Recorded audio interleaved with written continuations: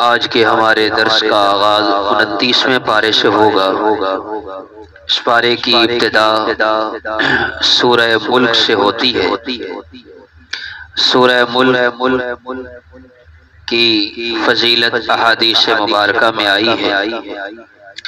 حضور پاک صلی اللہ تعالی علیہ وسلم نے ارشاد فرمایا کہ یہ سورۃ مبارکہ آخرت میں اپنے پڑھنے والے کی سفارش کرے گی اور اسے جنت میں پہنچا کر کے چھوڑے گی۔ اور ایک روایت کے اندر آتا ہے وَدِدْتُ أَنَّ تَبَارَكَ الَّذِي بِيَدِهِ الْمُلْكُ فِي قَلْبِ كُلِّ مُؤْمِنٍ، فرمایا میں چاہتا ہوں کہ تبارک الذی بیدہ الملک یہ ہر مومن کے دل میں ہو۔ اللہ کے نبی صلی اللہ علیہ وسلم کی چاہت ہے۔ فرمایا میرا دل چاہتا ہے کہ یہ سورۃ مبارکہ ہر مومن کے دل میں ہونی چاہیے۔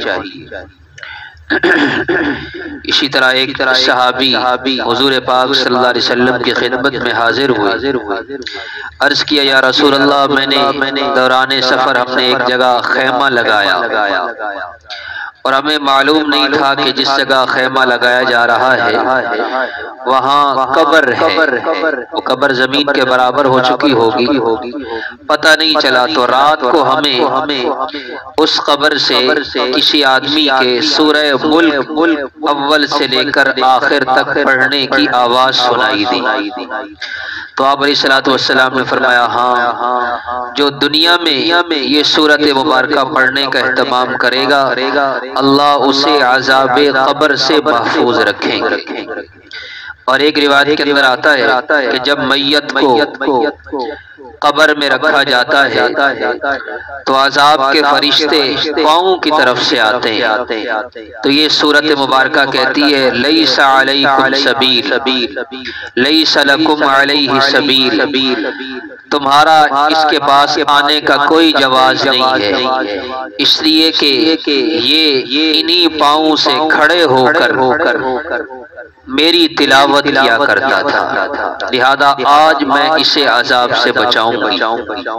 پھر فرمایا کہ عذاب کے فرشتے من قبل رأسہ، اس کے سر کی جانب سے آتے ہیں، تو وہ زبان جس زبان سے یہ سورہ تبارک الذی پڑھا کرتا تھا وہ زبان گویا ہوگی اور کہے گی لیس لکم علیہ سبیل، تم سر کی جانب سے بھی اس پر نہیں آ سکتے، اس لیے کہ یہ مجھ سے سورہ تبارک الذی پڑھا کرتا تھا۔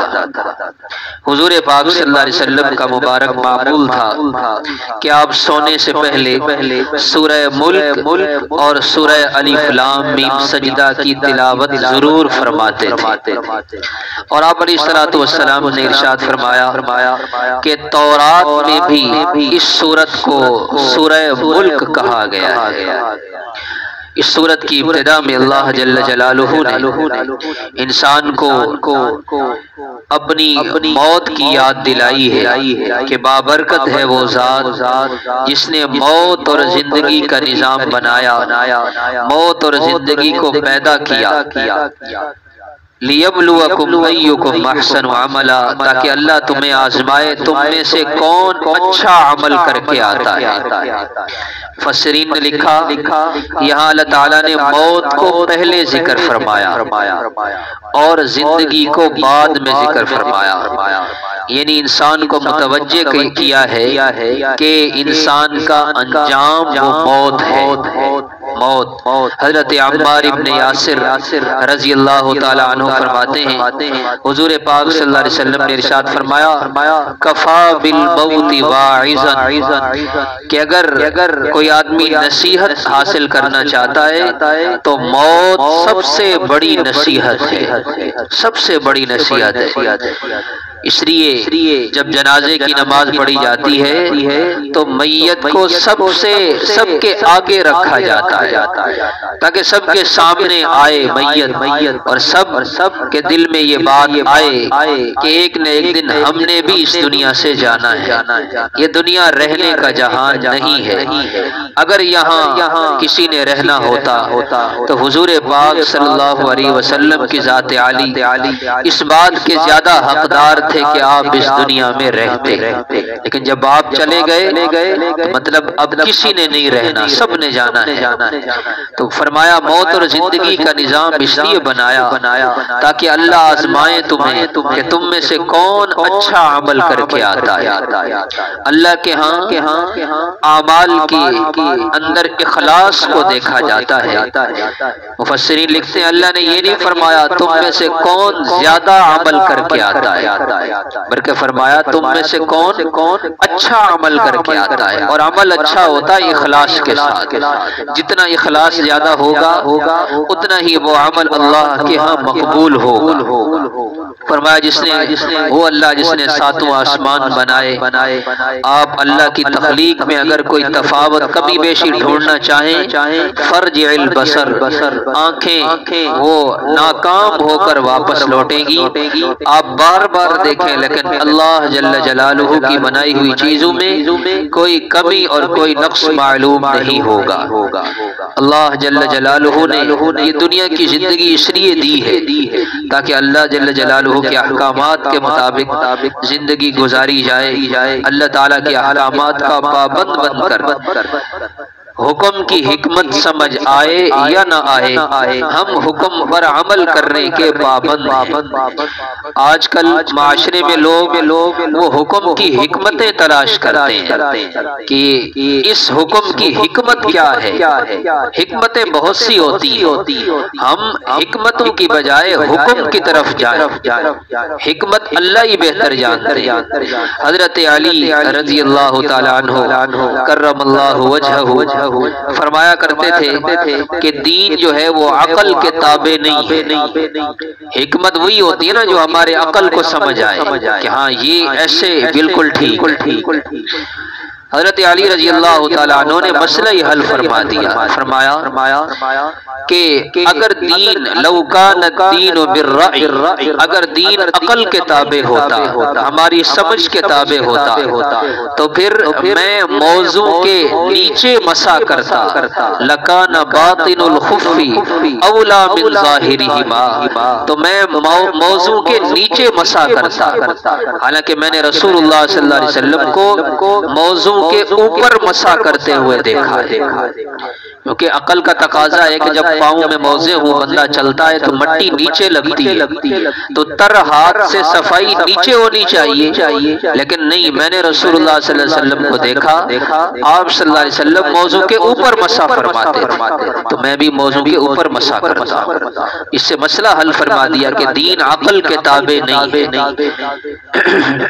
اللہ جل جلالہ ہمیں صحیح عقائد اور صحیح اعمال کے ساتھ زندگی گزارنے کی توفیق عطا فرمائے۔ فرمایا پانی بھی اللہ کی نعمتوں میں سے ایک بڑی اہم نعمت ہے۔ قل ارائیتم ان اصبح ماؤکم غورا، آپ ان سے فرما دیجئے اگر پانی کو میں زمین کی گہرائی میں دور سے دور، گہرا سے گہرا لے جاؤں، من یأتیکم، ہے کوئی اللہ کے سوا، بماء معین، جو بہتا ہوا پانی تمہارے پاس لا سکے۔ یہ پانی اللہ کی بہت بڑی نعمت ہے، بہت بڑی نعمت ہے۔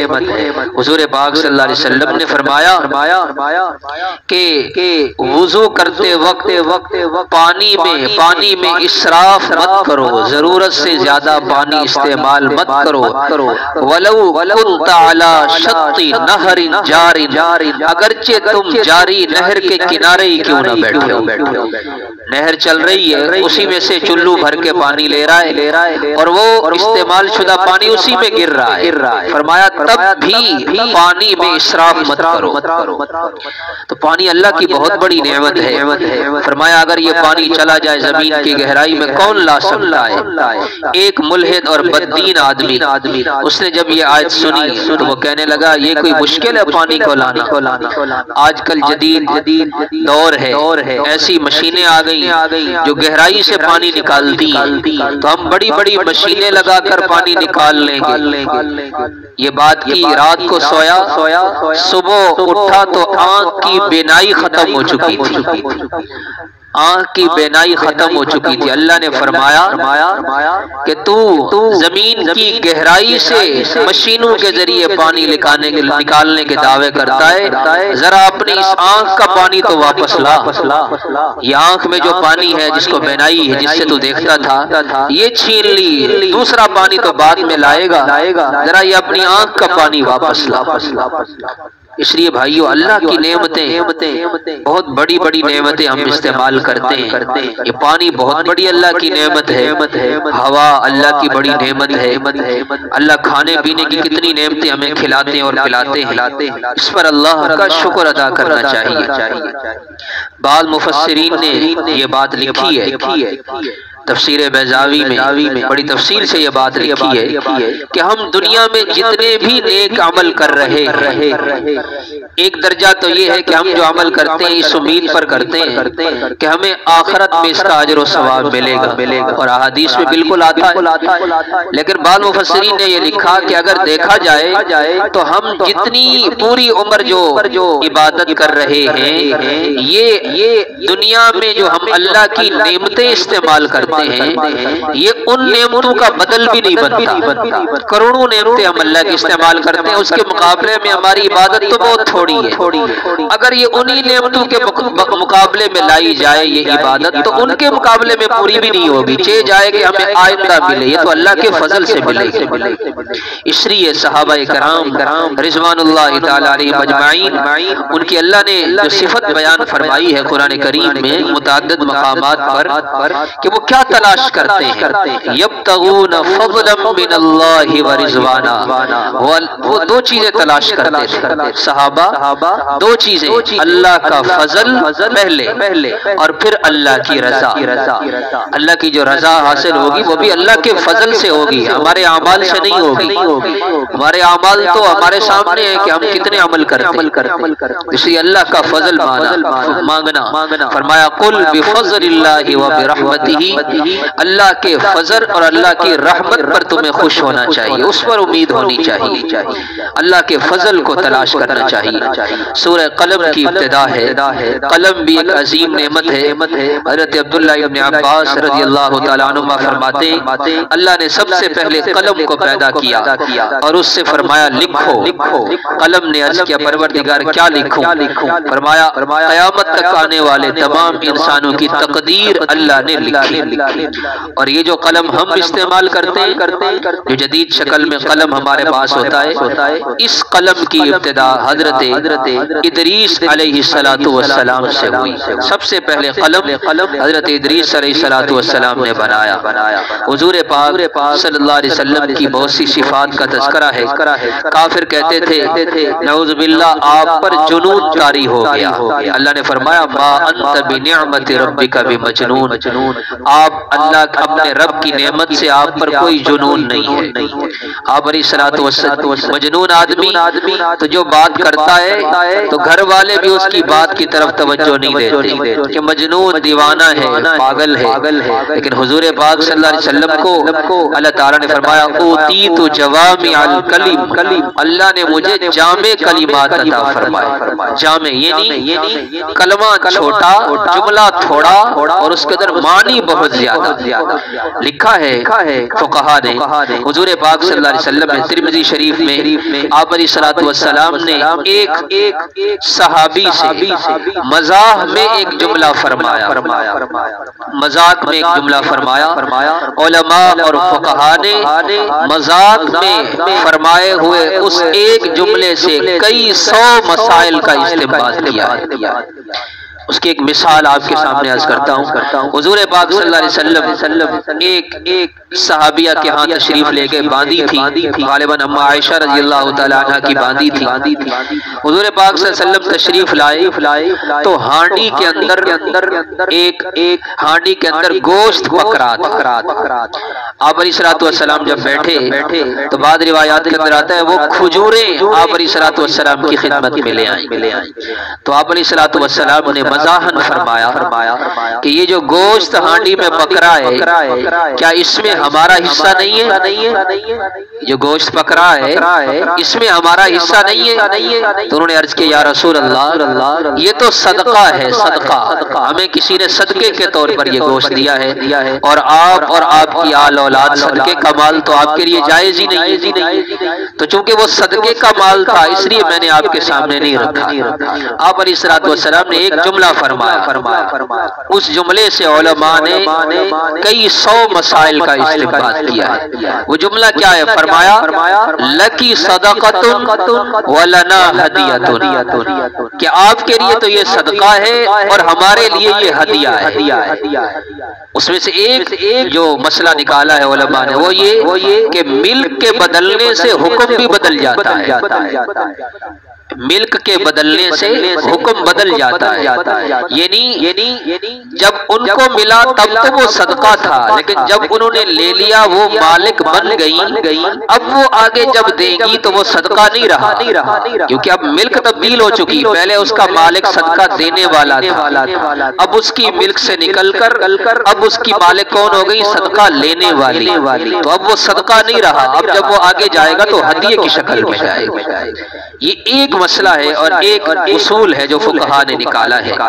اب آپ دیکھیں فقہا نے، ہم لوگ فقہا پر طعن و تشریح کرتے ہیں کہ جی بس ہمیں تو قرآن اور حدیث ہی کافی ہے، یہ فقہ حنفی یہ تو امام اعظم ابو حنیفہ رحمہ اللہ کی بنائی ہوئی نہیں، فقہا نے اسی حدیث کو سامنے رکھ کے یہ مسئلہ نکالا ہے۔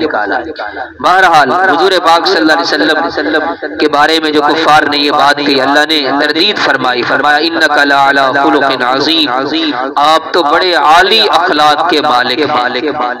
فَسَتُبْصِرُ وَيُبْصِرُونَ، آپ بھی دیکھیں اور وہ بھی دیکھیں، بِأَيِّكُمُ الْمَفْتُونَ، کہ کون مفتون ہے، کس پر جنون طاری ہوا ہے، اس سے زیادہ گمراہ کون ہو سکتا ہے جو راہ راست سے ہٹ جائے۔ حضور پاک صلی اللہ علیہ وسلم کو اللہ نے عالی اخلاق دے کر، عمدہ اخلاق دے کر کے بھیجا۔ فرمایا بُعِثْتُ لِأُتَمِّمَ مَكَارِمَ الْأَخْلَاقِ، مجھے اللہ نے اس لیے بھیجا ہے تاکہ میں دنیا میں اخلاق، مکارم اخلاق کی تکمیل کروں، لوگوں کو بتلاؤں اپنے کردار و اعمال سے کہ اخلاق کسے کہتے ہیں، اخلاق کسے کہتے ہیں۔ فتح مکہ کا موقع ہے، حضور پاک صلی اللہ علیہ وسلم کے دشمن وہ کافر وہ ڈرتے کہ اب کیا ہوگا، آپ علیہ السلام نے فرمایا لا تثریب علیکم اليوم، میں تم سے وہی کہتا ہوں جو یوسف علیہ السلام نے اپنے بھائیوں سے کہا تھا۔ آپ علیہ السلام کے اخلاق کے واقعات سیرت کی کتابوں میں بکثرت ملتے ہیں۔ آخر میں کافروں نے حضور پاک صلی اللہ علیہ وسلم کی مخالفت میں اور آپ کو تکلیف دینے میں کوئی کسر باقی نہ رکھی۔ ایک آدمی تھا مکہ میں، اس کے بارے میں یہ مشہور تھا کہ اس کی نظر بہت لگتی، وہ جس کو نظر لگا لے بس اس آدمی کی تباہی یقینی ہے۔ تو سارے کافر مل کر اس کے پاس گئے اور جا کر کے اس کے لیے بڑے انعام کا وعدہ کرتے ہوئے اسے تیار کیا کہ نعوذ باللہ تو نبی کریم صلی اللہ علیہ وسلم کو بھی نظر لگا۔ اب وہ آیا، حضور پاک صلی اللہ علیہ وسلم مجلس میں تشریف فرما تھے اور وہ آپ علیہ السلام کو ٹکٹکی باندھ کر دیکھ رہا ہے، دیکھے جا رہا ہے۔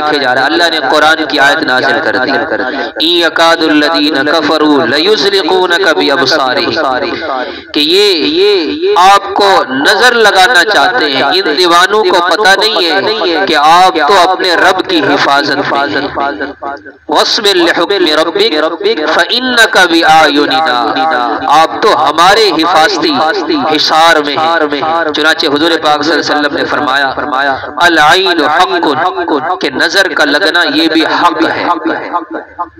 حضور پاک صلی اللہ علیہ وسلم حضرات حسنین کریمین حضرت حسن و حسین رضی اللہ عنہما کو ان الفاظ کے ساتھ دم کیا کرتے تھے، اعیذکما بکلمات اللہ التامہ ومن کل شیطان وہامہ ومن کل عین لامہ۔ مفہوم یہ ہے میں تم دونوں کو اللہ کے مبارک کلمات کی پناہ میں دیتا ہوں، اور میں تم دونوں کو شیطان سے اللہ کی پناہ میں دیتا ہوں، اور میں تم دونوں کو ہر نظر لگانے والی آنکھ سے اللہ کی پناہ میں دیتا ہوں۔ اور یہ کلمات فرما کر دم فرمایا کرتے تھے، اور آپ یہ بھی فرماتے تھے کہ کان ابراہیم علیہ السلام یتعوذ بہذہ الکلمات اسحاق و اسماعیل علیہ السلام، کہ یہ جو کلمات ہیں حضرت ابراہیم علیہ السلام بھی اپنے دو بیٹوں اسحاق اور اسماعیل علیہ السلام کو بھی انہی الفاظ کے ساتھ دم فرمایا کرتے تھے۔ تو اس لیے جو آخری صورتیں ہیں قرآن کریم کی، یہ بھی اپنے بچوں پر دم کرنا، یہ حضور پاک صلی اللہ علیہ وسلم سے بچوں پر دم کرنا ثابت ہے۔ چند چیزیں ایسی ہیں جن کے دم کی آپ علیہ السلام نے اجازت دی ہے، ان میں ایک چیز نظر کا لگنا بھی ہے، اگر نظر لگ جائے تو دم کرائیں، اور ایک چیز یہ بھی ہے اگر کسی کی آنکھ میں تکلیف ہو تو وہ اس کا بھی دم کرائے۔ حضور پاک صلی اللہ علیہ وسلم نے فرمایا نظر ایک ایسی ظالم چیز ہے، فرمایا تدخل الرجل القبر والجمل القدر، یہ جو نظر ہے یہ آدمی کو قبر تک پہنچا دیتی ہے اور اونٹ کو ہانڈی تک پہنچا دیتی ہے۔ یعنی اب دیکھیں نا، دو جملے فرمایا آپ علیہ السلام نے، عرض کیا کہ جامع کلمات آدمی کو قبر تک اور اونٹ کو ہانڈی تک۔ کیا مطلب؟ اونٹ کو نظر لگے گی، نتیجتاً ذبح کرنا پڑے گا، پھر نتیجتاً ہانڈی میں گوشت پکے گا اور کھا کے ختم ہو جائے گا۔ مطلب کیا ہے کہ نظر کا لگنا حق ہے۔ اس لیے حضرت سہل بن حنیف رضی اللہ تعالیٰ نے، ایک صحابی نہا رہے تھے، بڑے خوبصورت بدن کے آدمی تھے، نہا رہے تھے تو کسی عامر ابن ربیعہ ایک شخص تھا، اس کی نظر بڑی لگتی تھی، اس نے جب دیکھا اس نے کہا اللہ نے کیا خوبصورت جسم دیا ہے، بس وہی گر پڑے، اور چند دن طبیعت خراب رہی اور موت کے قریب پہنچے۔ صحابہ نے عرض کیا کہ یا رسول اللہ سہل کی طبیعت تو بہت خراب ہے، وہ تو ہلاکت کے قریب ہو گئی۔ آپ نے فرمایا عامر ابن ربیعہ کو بلاؤ، اس کو بلایا، حکم دیا اسے کہ منہ دھوئے، اپنے ہاتھ دھوئے، چہرہ دھوئے، تو وہ جو اس کے ہاتھ پاؤں اور منہ دھلا ہوا جو پانی تھا وہ آپ نے اکٹھا کرایا اور حضرت سہل بن حنیف کی گدی پر ڈالا، تو جب وہ پانی ڈلا اس سے انہوں نے غسل کیا، اللہ نے شفا عطا فرمائی۔ علماء نے لکھا ہے بذریعہ وحی حضور پاک صلی اللہ علیہ وسلم کو اس عمل میں ان کی شفا کا بتایا گیا، تب آپ نے صلی اللہ علیہ وسلم نے یہ عمل فرمایا۔ تو اس لیے نیک اعمال کر کے آخری صورتوں اور آیت الکرسی وغیرہ اس طرح کا دم کر کے بچوں پر یہ نظر سے حفاظت کا انتظام کیا کرے۔ بہت سی خواتین یہاں پتہ نہیں عجیب سی باتیں بچوں کی نظر کے متعلق ہوتی ہیں، کبھی وہ سرمے سے کانٹا لگاتی ہیں کہ جس طرح نظر نہیں لگتا۔ جو مسنون اعمال ہیں وہ کرنے چاہیے۔ اللہ کے نبی صلی اللہ علیہ وسلم نے اپنی امت کو بے یار و مددگار نہیں چھوڑا، ہر جگہ پر رہنمائی موجود ہے۔ فرمایا ترکتکم علی محجۃ بیضاء، میں تمہیں روشن شاہراہ پر چھوڑ کر جا رہا ہوں، لیلھا کنہارھا، جس میں رات کا گزر ہی نہیں، روشنی ہے، نور ہی نور ہے، ذرا بس توجہ کی ضرورت ہے۔ قیامت میں اعمال نامہ جب ملے گا اس کے منظر نامے کا بیان ہے۔ فرمایا دو قسم کے لوگ ہوں گے، بعض لوگوں کو نامہ اعمال دائیں ہاتھ میں ملے گا اور وہ دکھاتا پھرے گا، اقرؤ کتابی، آؤ میرا نامہ اعمال پڑھو، انی ظننت، میں جب دنیا میں زندگی گزارتا تھا مجھے یقین تھا انی ملاق حسابی، کہ ایک دن میرا حساب ہونا ہے۔ میں نے دنیا کی زندگی قدم پھونک کر گزار رکھے، آج عیشت راضیہ، مزے کی زندگی میں ہوں، جنت عالیہ، بلند بالا باغات، قطوفها دانیہ، جن کے پھل لٹکے ہوئے، حکم ہوگا کلو کھاؤ پیو ہنیئا مزے سے۔ یہ سب کچھ کیوں ملا؟ ما اسلفتم فی الایام الخالیہ، تم نے دنیا کی زندگی میں جو دن گزارے وہ اللہ کے احکامات کے پابند بن کر گزارے۔ اما من اوتی کتابہ بشمالی، جسے بائیں ہاتھ میں نامہ اعمال ملا، وہ کہے گا کاش کہ مجھے نامہ اعمال ملتا ہی نہ، اور مجھے پتہ ہی نہ ہوتا کہ حساب کیا ہوتا ہے۔ کاش کانت القاضیہ، موت کے وقت میرا جسم جب ہڈی الگ ہو گئی تھی اور پھر جسم ختم ہو گیا تو دوبارہ زندہ ہی نہ کیا جاتا۔ ما اغنا عنی مالیہ، دنیا میں میں نے جو مال جمع کیا تھا آج وہ میرے کچھ کام نہ آیا۔ ہلک عنی سلطانیہ، دنیا میں عہدہ تھا، بادشاہت تھی، وہ سب بھی ختم ہو گئی۔ خذوہ، حکم ہوگا پکڑو اسے، فغلوہ، اور اس کے گلے میں توق ڈال دو، ثم الجحیم صلوہ، پھر اسے بھڑکتی ہوئی آگ میں ڈال دو۔ پھر فرمایا ایسی زنجیر میں جکڑا جائے گا، زرعہا 70 ذراعا، 70 گز لمبی زنجیر، چھوٹ نہیں سکے گا۔ لیس لہ اليوم ہاہنا حمیم، کوئی وہاں غمخوار بھی نہیں ہوگا۔ دنیا میں غم آ جائے تو بیسیوں دوست مل جاتے ہیں غم بھلانے کے لیے، غم غلط ہو جاتا ہے، لیکن آخرت میں کوئی دوست بھی نہیں ہوگا۔ کھانے کو کچھ نہیں ملے گا، من غسلین، جہنمیوں کا خون اور پیپ وہ کھانے اور پینے کو ملے گا۔ شریع بھائیو، نامہ اعمال ملنا ہے، ذرا اپنے ہاتھوں میں تصور کر کے دیکھیں، یہ جو دایاں ہاتھ ہے اس دائیں ہاتھ میں بھی نامہ اعمال ملے گا۔ جو نیکی کے کام کرے گا، ایسے بچہ ہوتا ہے آج کل دیکھنے میں آتا ہے نوجوان پڑھتے نہیں ہیں اور جب پیپر دے کر آتے ہیں اسی دن سے ہی پریشانی میں مبتلا ہوتے ہیں کہ رزلٹ آنا ہے، نتیجہ آئے گا، اور نتیجے والے دن بسا اوقات اپنے گھر والوں کو بھی رول نمبر نہیں کو پتا ہوتا ہے نتیجہ ہمارا کیسا ہے۔ وہی کیفیت یہاں ہوگی کیا کہ جس کو نامہ اعمال ملا دائیں ہاتھ، جس کے نمبر اچھے ہوئے وہ سب کو دکھاتا ہے کہ جی میرے اتنے نمبر آئے، اور جس کے نمبر اچھے نہ آئے ہوں وہ پھر پہلے تو باہر پھرتا ہے اور جب رزلٹ قریب آتا ہے پھر مسجد کی طرف رخ کرتا ہے۔ تو ایسے ہی وہاں جب نامہ اعمال بائیں ہاتھ میں ملے گا تو چھپاتا پھرے گا کہ کہیں میرا نامہ اعمال کوئی دیکھ نہ لے۔ تو بھائی ہم میں سے ہر ایک کے ساتھ یہ معاملہ ہونا ہے۔ تو دایاں ہاتھ، اللہ ہم سب کو نامہ اعمال دائیں ہاتھ میں عطا فرمائے۔ فرمایا انسان چاہے گا بھی صحیح کہ میں لا يسأل حمیم حمیما، کوئی دوست نہیں ہوگا، یود مجرم تمنا کرے گا کہ کاش لو یفتدی، میں فدیہ دے کر جان چھڑا لوں۔ فدیے میں کیا دوں؟ یوم اذن ببنی، اپنی اولاد جس کے لیے میں نے حلال حرام کی تمیز کے بغیر کمایا، اسی اولاد کو ہی فدیے میں دے دوں، نہیں قبول ہوگا۔ صاحبتی، بیوی کو دے دوں، یعنی میری سزا بیوی کو دے دی جائے میں بچ جاؤں، قبول نہیں ہوگا۔ اخیہ، بھائی نہیں قبول۔ فصیلتی التی تؤوی، جس کنبے اور قبیلے کے ساتھ غلط صحیح ہر معاملے میں کھڑا ہوا، قبیلے والا بندہ، قوم والا آدمی حق پر ہے تو حق کا ساتھ دے، اگر وہ غلط کر رہا ہے تو اس وجہ سے نہیں کہ یہ میرے گھر کا آدمی، یہ میرے خاندان کا آدمی، یہ میری قوم کا آدمی، نہیں، ہم نے حق کا ساتھ دینا ہے۔ یہ وہی قبیلہ دے گا فدیے میں، قبول نہیں ہوگا۔ حتیٰ کہ فرمایا من فی الارض جمیعا، جو کچھ زمین میں ہے سب کچھ دے کر جان چھڑانا چاہے گا، ثم ینجی، نجات ہو جائے، کلا ہرگز نہیں۔ اللہ فرمائیں گے یہ قبول نہیں ہے۔ اور دوسرے کا فرمایا ملء الارض ذهبا ولو افتدى بی، جتنی روئے زمین ہے، روئے زمین کے بقدر سونا دے کر بھی اگر جان چھوٹ سکتی ہوتی تو یہ چھڑاتا، لیکن فرمایا وہ ایسا نہیں ہوگا۔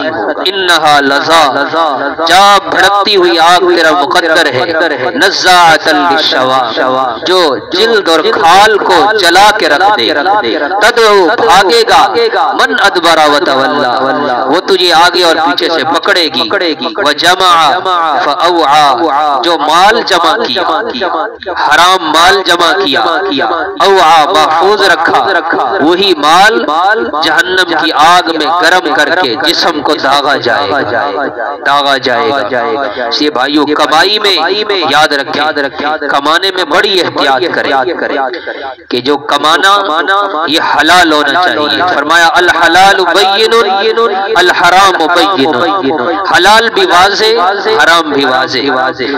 ایک آدمی گھر کا کمانے والا ہوتا ہے اور 5-10 آدمی کھانے والے ہوتے ہیں، تو گویا کہ ان 10 آدمیوں کی ذمہ داری اس ایک پر ہے، یہ انہیں حلال کھلائے گا تو ذمہ داری سے سبق دوش ہوگا، خدا نہ خواستہ انہیں حرام کھلایا، ان کے حرام کھانے کا گناہ بھی اس کے سر ہو۔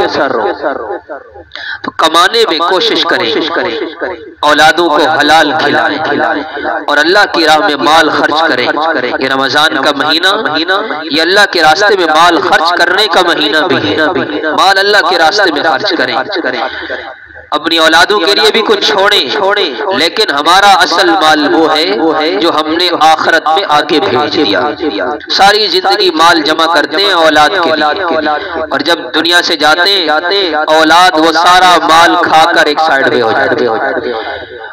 حلال اور حرام کی تمیز کے بغیر رشوت لی تاکہ اچھا گھر بناؤ، خود اس گھر میں رہا، اولاد رہی تو نہ رہی، جب پوتے آئیں گے ان کو آپ کے بنایا ہوا جتنا اچھے سے اچھا گھر ہے ان کو پسند بھی نہیں آئے گا، وہ ڈھیر بنا ملبے کا اور پھر نیا گھر تعمیر ہو گیا۔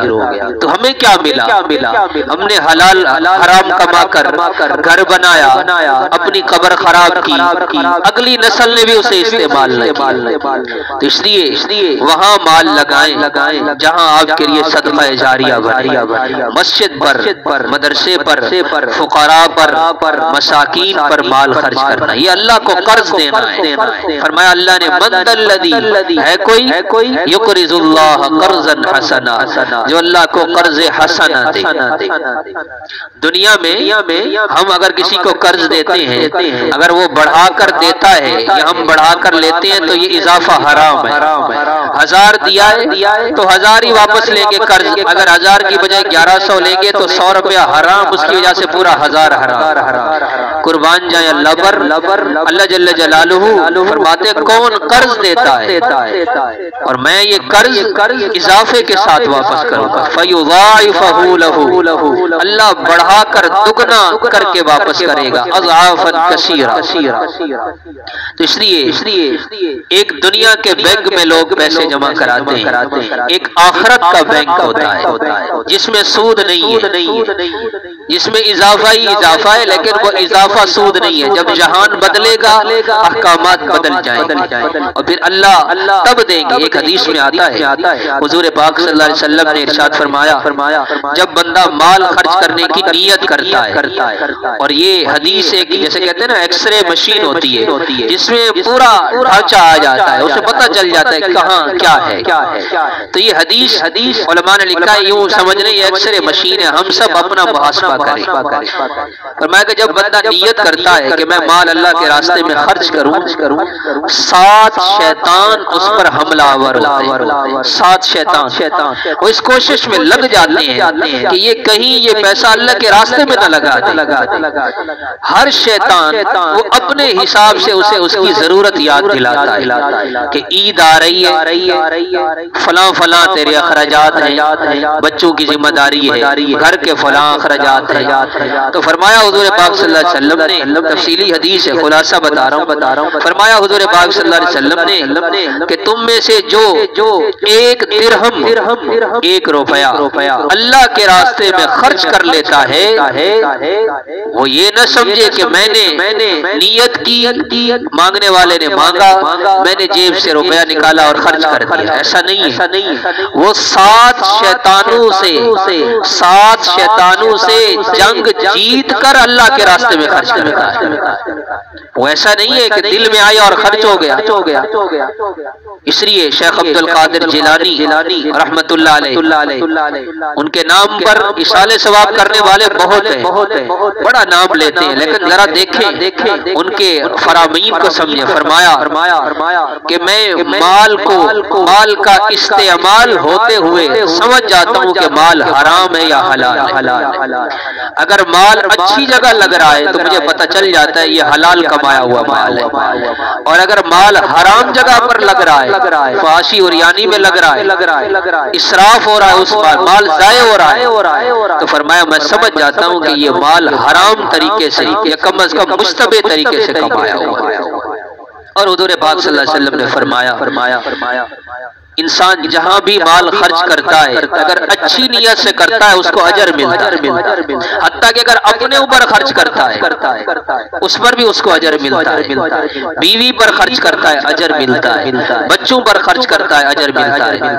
یاد رکھیے یہ بڑی ہلا دینے والی حدیث ہے۔ فرمایا ایک جگہ ایسی ہے کہ اگر وہاں ضرورت نہ ہوئی اور اس نے مال خرچ کیا تو پکڑ ہوگی، اور اگر ضرورت ہوئی تب اس نے مال خرچ کیا تو لا اجرا، بس ضرورت پوری ہو گئی، پکڑ نہیں ہوگی، اجر پھر بھی نہیں ملے گا۔ وہ جگہ کون سی ہے؟ فرمایا وہ عمارت جو تعمیر ہم کرتے ہیں، گھر بناتے ہیں ضرورت سے زیادہ، اور آج ہم اپنے معاشرے میں دیکھا دیکھی پیسہ خرچ کرنے کا بڑا رواج چل رہا ہے۔ ضرورت پوری ہو رہی تھی، اس نے ایک کے پاس پیسہ زیادہ آیا تو جب پیسہ آتا ہے نا تو وہ اپنا اثر دکھاتا ہے۔ پہلے گھر ٹھیک چل رہا ہوتا ہے، گھر میں پرسکون زندگی گزر رہی ہوتی ہے، لیکن جو ہی پیسہ آتا ہے اسی گھر کی دیواریں وہ کہتے ہیں یہ دیوار اچھی نہیں لگ رہی، اب اس پر ٹائلیں لگانی چاہیے۔ پہلے اس اے سی میں گزارا کر رہا تھا، جب پیسہ تھوڑا سا آیا تو کہتا ہے اس میں گزارا نہیں ہو رہا، اس سے اچھا ہونا چاہیے۔ تو فرمایا سب سے بدترین مال وہ ہے جو عبارت میں فضول خرچ ہو، اس پر اللہ کی پکڑ ہو۔ اس لیے ہمارے بزرگوں میں گزرے ہیں مولانا اصغر حسین صاحب رحمت اللہ علیہ، اللہ نے بڑے مال و دولت سے نوازا تھا۔ دارالعلوم دیوبند کے ارد گرد کی جو آبادی تھی وہ کچی تھی، انہیں اللہ نے بڑی وسعت دی تھی، ہر سال گھر کی چھت اس کی لپائی کرتے تھے۔ تو شاگردوں نے کہا کہ استاد جی آپ کو اللہ نے وسعت دی ہے تو آپ چھت پکی بنا لیں تاکہ ہر سال جو لپائی کی ضرورت پڑتی ہے یہ بھی نہیں آئے گی۔ اب دیکھیں ہم جن اکابر کے نقش قدم پر چلتے ہیں، لوگ کہتے ہیں یہ اپنے اکابر کے واقعات بڑے سناتے ہیں، ان کے ایمان کی ذرا کیفیت دیکھیں۔ تو انہوں نے شاگردوں نے عرض کیا آپ چھت پکی بنا لیں مسئلہ ہی حل ہو جائے گا۔ تو فرمانے لگے بیٹا دیکھو ارد گرد کی جو آبادی ہے کوئی گھر پکا نہیں ہے، سارے گھر کچے ہیں، اگر میں اپنی چھت اور اپنا گھر پکا بنا لوں گا تو غریبوں کے بچوں کا دل دکھے گا، اس لیے اسی کچے گھر میں گزارا کر لوں گا، بس زندگی گزار جاؤں۔ اور انہی کا ایک واقعہ آتا ہے، ایک مرتبہ دسترخوان پر وہ آم کھا رہے تھے تو آم کے چھلکے جمع ہو گئے، تو شاگردوں کی جیسے عادت ہوتی ہے، الحمدللہ ہمارے مدارس میں یہ تربیت ہوتی ہے، طالب علم بڑا احترام کرتا، تو طالب علم اٹھے اور وہ چھلکے اٹھا کر باہر ڈالنے کے لیے، تو انہوں نے بلایا بیٹا ادھر آؤ، تمہیں چھلکے ڈالنے کا طریقہ آتا ہے؟ انہوں نے کہا استاد جی چھلکے باہر پھینکنا یہ بھی کوئی مشکل کام ہے، اس کا بھی کوئی خاص طریقہ ہوتا ہے؟ فرمایا ہاں آؤ میں تمہیں سکھاتا ہوں چھلکے کیسے ڈالنے ہوتے ہیں۔ تو وہ اٹھایا وہ ٹوکری وغیرہ جو بھی ہوگی اور ان کو ساتھ لے کر راستے کے کنارے گئے اور تھوڑا تھوڑا کر کے چھلکے ڈالے، ایک چھلکا یہاں، دوسرا تھوڑا سا اگلے ڈھیر پر، تیسرا اس سے اگلے ڈھیر پر۔ انہوں نے کہا جی استاد جی ایک ہی جگہ کیوں نہیں ڈالا؟ فرمایا کہ بکریاں آئیں گی اور اس راستے سے گزرتی جائیں گی اور کھاتی جائیں گی، تو بھی ایک جگہ کیوں نہیں ڈالا، اکٹھے ہی کھا لیتی؟ فرمایا نہیں، جب اکٹھے چھلکے پڑے غریب کا بچہ دیکھے گا تو اس کا دل دکھے دکھے گا، ایک چھلکا بڑھاؤ تو اس کی طرف کوئی توجہ نہیں دیتا، ڈھیروں سارے چھلکے جماؤں تو وہاں نظر جمتی ہے۔ اب یہ بھی ایک ایمان کی کیفیت ہوتی ہے۔ ہم رائمنڈ کی شاخ میں پڑھتے تھے، وہ ہمارے اساتذہ ہمیں اب تک یاد ہے، بڑی عجیب بات سکھاتے تھے، ہمیں بتاتے تھے کہ جب جاؤ تو جو ریڑی کے اوپر آگے فروٹ لگے ہوتے ہیں نا وہ نہ لیا کرو۔ ہم بڑے حیران ہوئے کہ اصل فروٹ ہوتے تو وہی ہے، ریڑی والے کوشش کرتے ہیں کہ اچھا جو فروٹ ہوتا ہے وہ آگے رکھتے ہیں، جو درمیانہ اور ہلکا ہوتا ہے وہ پیچھے رکھتے ہیں۔ انہوں نے فرمایا دیکھو بھائی آپ نے پھل نہیں کھانا ہے، اللہ جنت کے پھل کھلائیں گے، بس یہ نیت کرو کہ میں وہ اس لیے نہیں کھاؤں گا کہ اس پر غریب کے بچوں کی نظریں لگی ہو، تو کم از کم میں نے کھانا ہی ہے تو تھوڑا سا ہلکا کھا لوں، یا تو اتنا ہو اللہ وسعت دے کے غریبوں کو بھی کھلاؤں۔